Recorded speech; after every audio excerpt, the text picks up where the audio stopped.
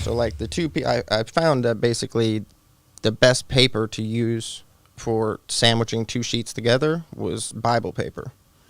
It's really, really thin and opaque to where you could, you know, print the front of a bill and the back of a bill, and then on the back of the back, print a strip and a watermark.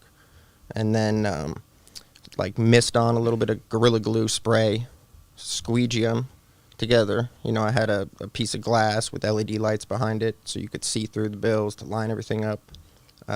Wow. Squeegee them together, and then I found the counterfeit pens are a chemical reaction.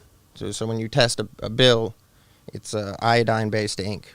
So the iodine in the ink reacts to starch in the paper, which turns it black, the ink. So real money, it stays yellow, you know what I mean? And counterfeits will stay black. So I figured out that spraying the bills with a lacquer spray, it's basically like clear spray paint, a matte lacquer, basically created a barrier, you know, and prevented the chemical reaction between the pen and the paper, you know what I mean? Mm-hmm. So, and I'd tweak things here and there and find different methods that worked significantly well. Like once you glue the bills together, if you spray a thick coat first to make sure that the counterfeit pens don't, you know, react with the starch in the paper, and then let that dry, and then spray another coat from a distance, it kind of mists on and it gives it a texture. So like basically, and I'd sometimes iron the bills just a little bit to make them nice and crispy and, you know, rigid. And I found this iridescent green eyeshadow, which is basically just a color shifting pigment that they sell as makeup. And I could take, it's like a shader pen, which is an invisible ink pen, and dip it in the eyeshadow and color on the little color shifting 100 in the corner. There was they've got invisible ink UV pens, which like are basically marketed to like little girls' diaries. You know what I mean? You can write in the diary and nobody can read it, and then you shine the black light in it. So I found those in red ink. So I'd take a ruler over where the strip is and draw a line. That way, if anybody put the bills in a black light, the strip would appear to glow red as well. So I knew, like, with all those features beat, you know, there's really no way that anyone could prove that these bills were fake if they even suspected it. You know what I mean? Because it marks with the pen. It's got the strip and the watermark in it, color shifting ink. It glows in the backlight. The only way that really you could tell is if you put it in a machine to check the magnetic ink, like a bill validator or money counters at banks. So by the time the bills hit the bank would discover they were fake. But at that point, you know, it would be a week later. Nobody on the street could ever find out.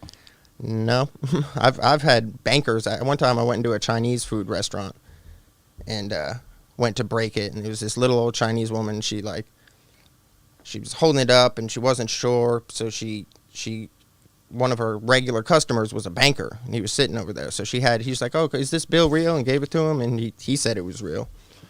So I've had a drug deal. I mean, one drug dealer, I gave him a bill and told him that they were fake. I was like, you know, you want to start buying these from me? He didn't believe me that they were fake, because once they mark with I mean, everybody just marks it with a pen or, you know, holds it up to look for a strip or a watermark, or, you know what I mean? Mm-hmm. What does that actually do when they mark them with the pen?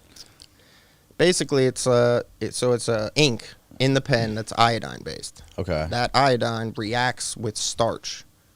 So all paper is treated with starch, except for, you know, currency money.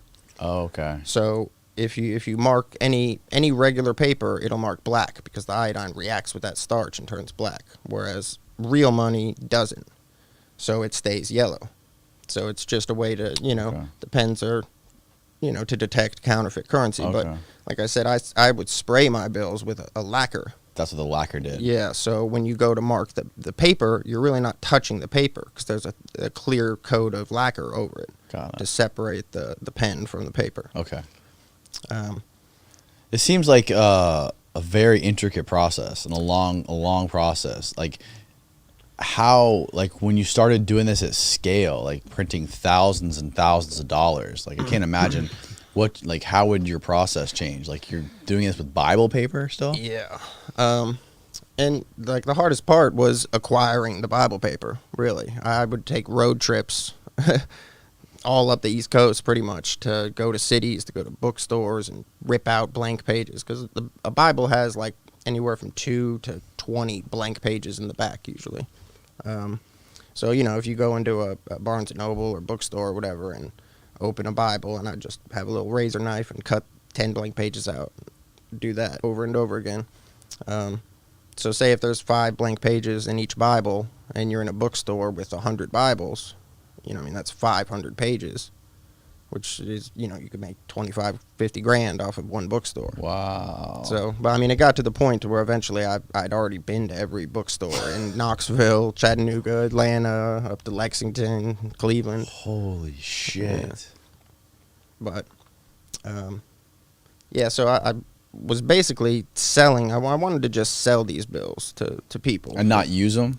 No, I did. I was nervous, you know what I mean? Because, like, I knew, like, I would constantly, you know, analyze these bills, always try and make them better, and you know what I mean? But you kind of get in your head. You wonder, like, I think they look good, but you sit there and look at something all day, every day. You wonder if, you know. You're paying attention to the finest details of Exactly. it. And you see everything that's wrong with them probably, right? Yeah. So the first time I went, I think for whatever reason, I just grew the balls, walked into a Taco Bell, and she held it up, and boom, cashed it, no problem. So I was, okay, you know.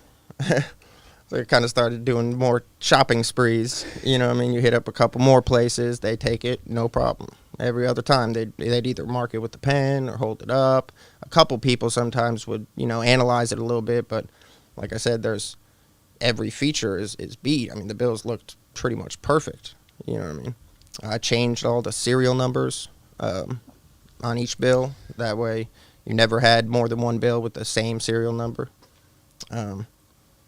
You know, so, and there's different ways to, like, do it without getting caught. Obviously, you know, you park in, like, a parking lot over here and, you know, walk a few hundred feet just so no cameras in the parking lot can maybe get your license plate or whatever. Mm-hmm. So you might park in one section over here and then, like, walk to a mall or in an area with lots of businesses, and you could just hit up, you know, each business. So Yeah. that was way more profitable than, I mean, I also sold them too. Right. But, you know, for $10,000, I could sell it for $2,500, or I could just go spend $10,000. Okay. You know, so once I got the confidence, like, yeah, these are all passing, no problem. You know, I started doing both. Okay. Just selling them to multiple drug dealers throughout Knoxville. Buying prepaid Visa cards, getting money orders. Oh, wow. You know what I mean? If I found, like, prepaid Visa cards have, like, a $3 fee added onto it. So if you get a $100 prepaid Visa card, it'll be like $103, $104. So you give them two $100 bills, and you get $95 change in a $100 prepaid Visa card. And if you go to, like, a Walmart and hit up, like, the electronics center register and the garden center and a couple registers up front, I mean, you're making $1,000 just for that, you know, that one Walmart. And I just hit up stores like that all day, every day for years.